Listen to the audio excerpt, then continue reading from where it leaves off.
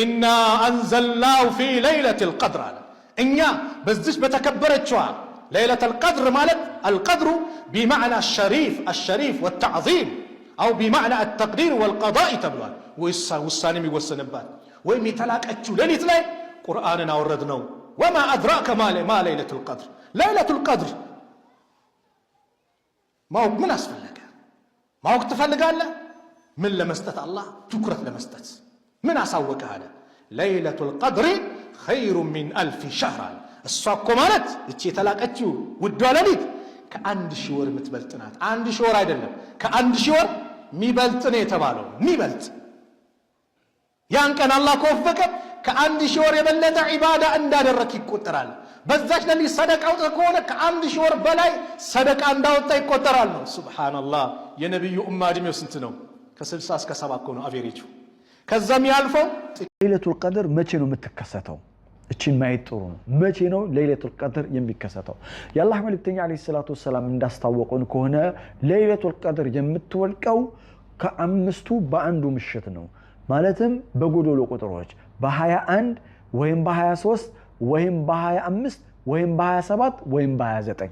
ልብ ብላችሁ የቁርአን ውበትን ላሳያችሁ ነው። ተመልከት። ጀማል ሱረል ቀድር የሱራ ቀድር ውበቷን ላሳያችሁ ነው። እንግዲህ አምስት ምን አለ ብለውናል ነብዩ ሰለላሁ ዐለይሂ ወሰለም? ኦድ ነምበርስ የምንላቸው ጎዶሎ ቁጥሮችን ጠብቁ ብለዋል።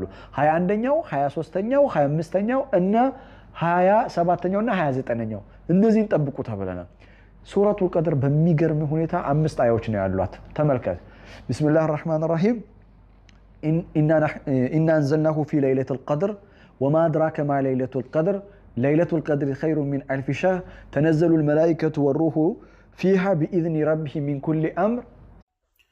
አሰላሙ አለይኩም ቢስሚላህ ወልሐምዱሊላህ ወሰላቱ ወሰላሙ ዐላ ረሱሊላህ።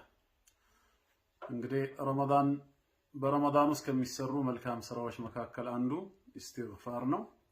ረሱል አለይሂ ሰላቱ ወሰላም ሚንበር ላይ ሲወጡ 3 ጊዜ አሚን ብለው ነበር እና ስለ 3ቱ አሚንታ ምንነት ሲያብራሩ ምንድን ነበር ያሉት? ስለ አንደኛው ወመን አድረከ ረመዳን የረመዳንን ወር በህይወት በጤና አግኝቶ ደርሶበት ወሩን በአግባቡ ተጠቅሞ ኃጢአቱንም በጌታው ዘንድ ምህረት እንዲያገኝ ኢስቲግፋር ማድረግ ሲገባው ኢስቲግፋር ሳያደርግ ፈለም ይግፈር ለሁ ምንም ምህረትን ሳያገኝ ወሩ የወጣበት ሰው ፈአብዓደሁ አላህ ከራህመቱ ያርቀው ሲል ጅብሪል አለይሂ ሰላም እኔም አሚን ብያለሁ አሉ። ስለዚህ ወንድምና እህቶች በዚህ ወር ውስጥ ኢስቲግፋርን በጣም እናብዛ፣ ተውባ እናድርግ። ኢስቲግፋር